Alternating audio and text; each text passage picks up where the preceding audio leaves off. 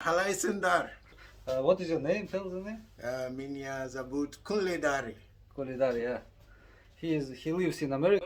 Иә, бұл кісінің аты Кулидари, бұл Америкада өмір сүреді, бірақ негізі туып өскен жері Нигерия. Мен тұратын жерде адамдарға есім беру бала туылғанда ат қойған кезде олардың туылуына байланысты. Егіз туылса, бірінші туылған баланы Таи деп атайды, ал екінші туылған баланы Кенди деп атайды. Таи есімінің мағынасы дүниенің есігін бірінші болып ашқан бала. Екінші Кенди деген екінші болып туылған бала деген. Ал одан кейінгі баланы, үшінші баланы Иду деп атайды. Оның мағынасы дәл солай, үшінші болып дүниеге келген бала. Одан кейінгі туылған баланы Алаба дейді. Алаба деген төртінші бала деген. Мен өзім Алабамын. Төртінші болып баланы. Сенің сонда үш ағаң бар ғой, иә, мен үш ағам бар. Мысалға, шығыс Танзанияда ұлдары көбінесе бұрынғы президент Ньеререның есім беріледі. Ал оңтүстік Африкадағы танымал атаулардың дәстүрі бойынша ол ұлттық лақабаттар. Мысалға, Озумайыр, ол деген кемпірқосақ, Монифа, сәттілік. Есімдер тағы да көбінесе бала туған апта күндеріне де байланысты. Жумаан деген бар, ол сейсенбі күні туған. Кваку, мысалға, ол сәрсенбі күні таңертең дүниеге келген бала деген мағынаны білдіреді. Иә, өте қызықты екен Нигерияда есімдердің атаулары.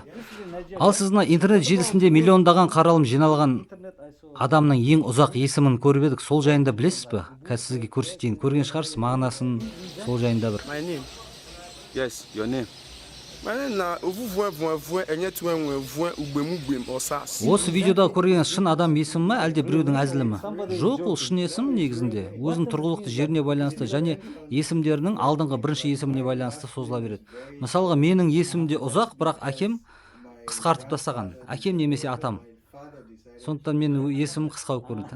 Сіз деген болашақта Америкаға қоныс аударады деген жоспармен қысқартқан шығар бәлкім. Бәлкім солай болар. Бірақ дегенмен мен есімім қысқа. Қашанда болса мен көшкен кезде оңай болсын деген мағынаға сияқты. Сол мағынада әкем көмектескен сияқты есім қысқар. Ал мынау бір африкалық есім бар ғой, мен қысқаша айтып жіберейін. You move when Osas or something like this. Oh, What does it mean? The SAS movement. Осас деген ол қозғалыс деген мағынаны білдіреді. My name.